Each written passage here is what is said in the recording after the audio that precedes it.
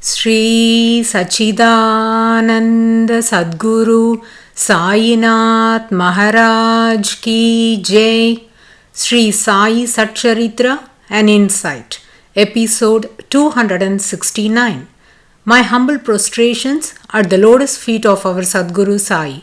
By the divine grace of Sai, an attempt has been made to translate the gist of the divine discourse of Sri Ramanathan brother telecasted in Sai TV. This is purely done to share the glory of Sai and his divine teachings with more insight to the aspirants. Om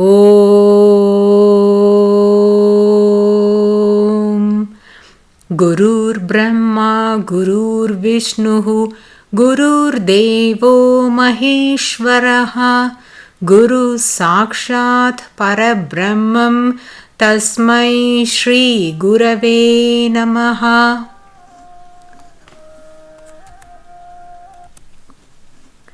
Devotees, we have been listening to the incredible method adopted by Sri Sai Baba in cooking food for his devotees and about the utensils used by him for this purpose.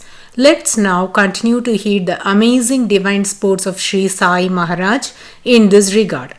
Hemat Panji has given interesting illustrations on two Leelas in this connection. One of them is related to a very ardent devotee named Dada Kelkar. Occasionally, Sri Sai Maharaj would test the devotion of his devotees. Did he keep this test for all the devotees? No, he did only on the most fervent ones. In the earlier episodes, we have listened to a Leela related to Kaka Sahib Dikshit on this subject. Once, a goat was brought to Dwarakamai, and Sri Sai commanded few of the devotees to cut the goat, but they were not willing to obey this order. Even meat eater like Bade Baba didn't want to kill the goat because they all thought killing a living creature is a cruel act. This is known as Jiva Karunyam or Jiva Daya. It is indeed true that one must be kind and compassionate not only to humans but also to creatures such as plants, animals, and insects. Though that is a right perspective, when Sadguru Sri Sai Maharaj has given an order, then to think whether doing that act will be harmful or beneficial to them itself is a sin. Kaka Sahib Dikshit knew this core principle and wanted to adhere to it. Finally, Sri Sai Baba commanded him to slaughter the goat, and he implicitly obeyed it. Hence, he became the epitome of Guru Bhakti.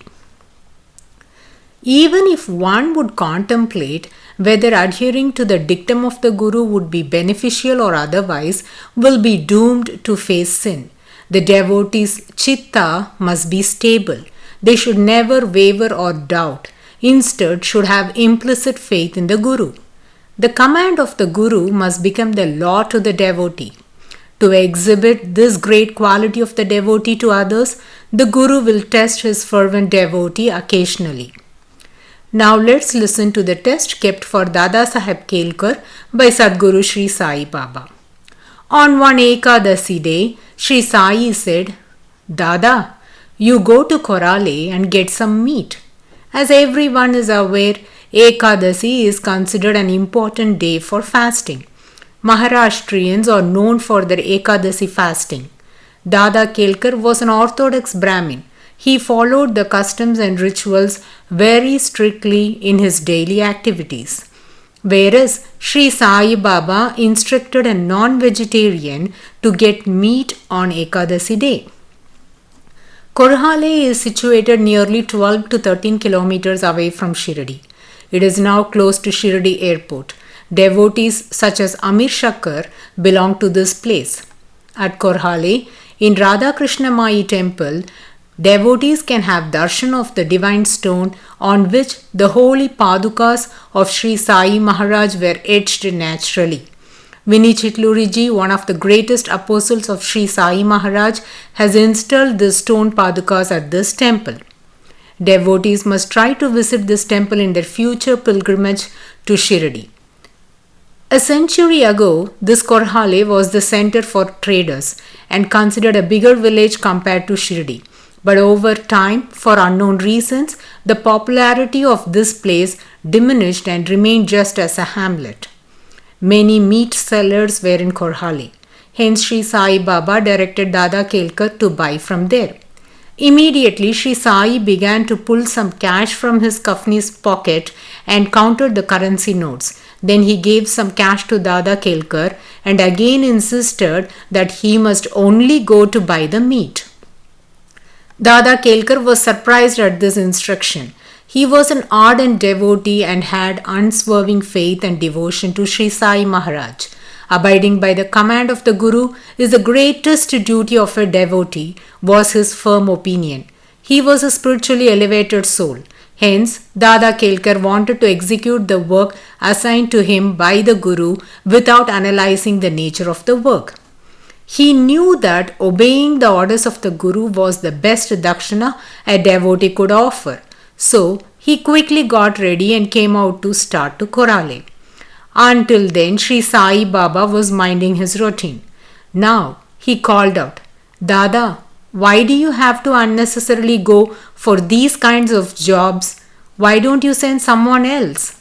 Devotees might wonder, it was Sri Sai Baba who commanded him to go and get the meat. Now, why is he giving this contradicting statement? That was because Sri Sai wanted to see if Dada Kelkar is implementing his orders. Now, after seeing the implicit obedience of his devotee, Sri Sai Maharaj is changing his terms and asking Dada Kelkar to delegate this job to someone else. There was a servant named Pandu. Dada Kelkar gave the money to him and told him to buy meat from Korhale. Pandu was about to start to Korhale. Now Sri Sai Maharaj called Pandu and said, "We don't need meat today. Let's get it some other time." Thus, the job allotted to Dada Kelkar was revoked. To conclude, this divine sport of Sri Sai Maharaj was played to exhibit the Guru Bhakti of Dada Kelkar. We can be of the firm conviction that Dada Kelkar has passed this test instantaneously, just like Kaka Sahib Dikshit. Dada Kelkar has intense devotion, deep love and great reverence for Sri Sai Baba. There was one more severe test that Dada Kelkar had to face. We just discussed the orthodox life led by Dada Kelkar. Garlic and onions are also prohibited in his food, and he would never let anyone in the Sathe Vada cook food with these ingredients. Sathe was his son-in-law, and the Vada built by him was known as Sathe Vada, which was maintained by Dada Kelkar. He was a strict Brahmin, adhering to all the orthodoxy customs and rituals. It is said that being too ritualistic or loaded with orthodox beliefs is also an expression of ego, which will become a hindrance to spiritual progress. Omniscient Sri Sai Maharaj knew this attitude of Dada Kelkar and has decided to relieve him from this hurdle. One day, Sri Sai Baba placed the big handi meant for cooking meat on the mud stove known as chula. He poured in necessary water. As it boiled, he pounded the required ingredients, then added rice and meat. The food thus cooked was very aromatic. The aroma was such that it stimulated everyone's appetite. At the same time, Sri Sai Maharaj was also checking the fuel and adjusting the flames. At that point, Dada Kelkar came over there. Immediately, Sri Sai Baba called him and said, "Dada, come. Do you smell the aroma of the food?" Oh, it wafted through the air, drawing everyone to the Sabha Mandap. Dada Kelkar also acknowledged and complimented the food and was about to leave the place. Sri Sai Baba was leaning to the pillar in Sabha Mandap, and he again called out for Dada and said, "Dada, you didn't even see the food with your eyes. How can you say that the food is delicious and aromatic?" Dada Kelkar felt embarrassed. Sri Sai continued, "You need not comment upon the food without even looking at it through your eyes.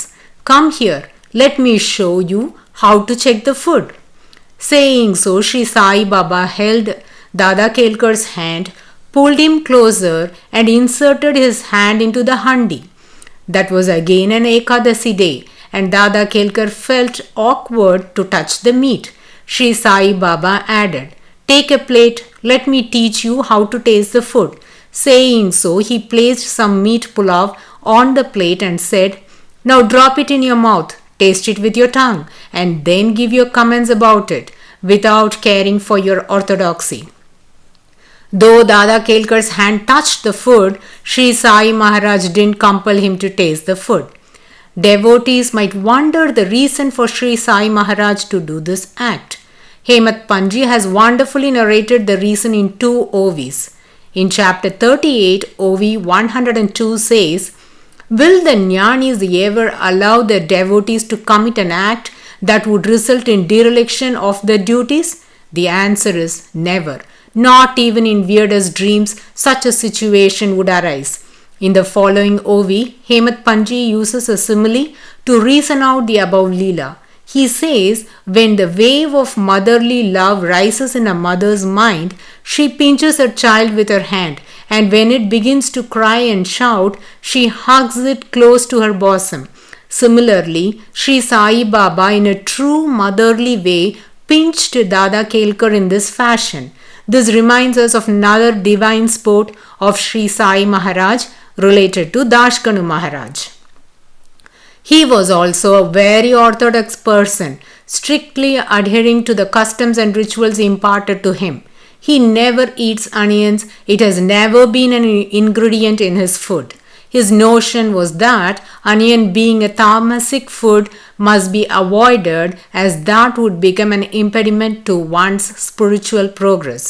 Knowing the medicinal value of onions, Sri Sai Maharaj insisted Dashkanu Maharaj to eat it.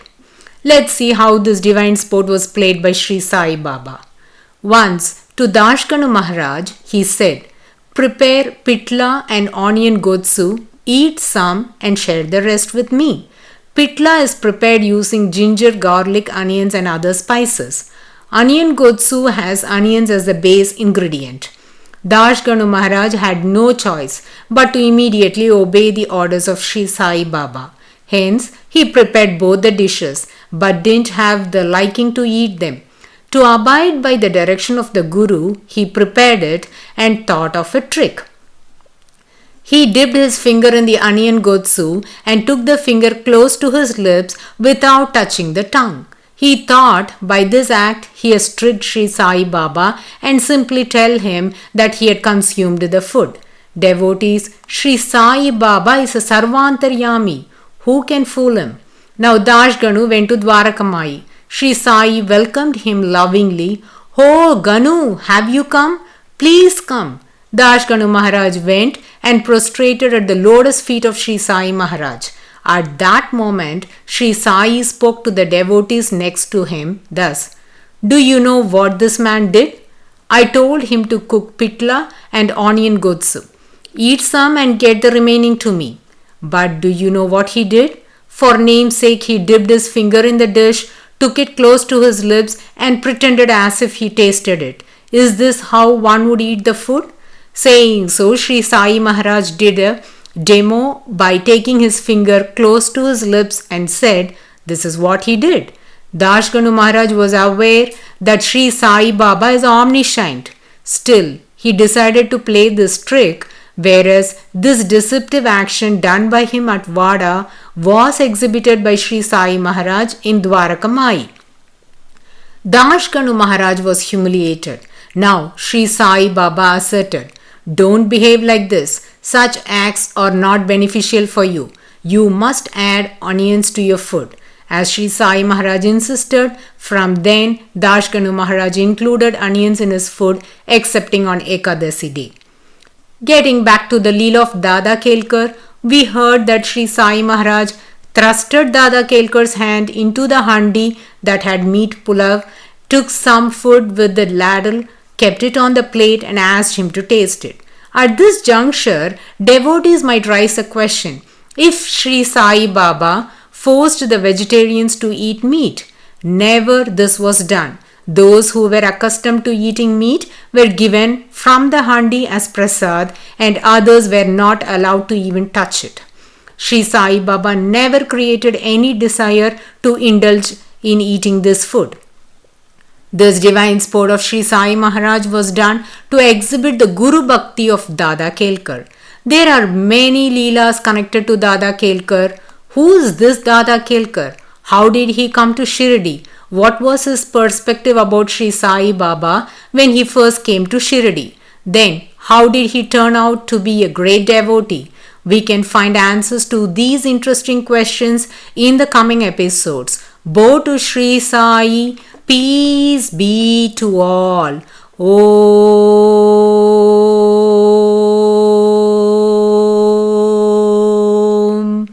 Sai Ram.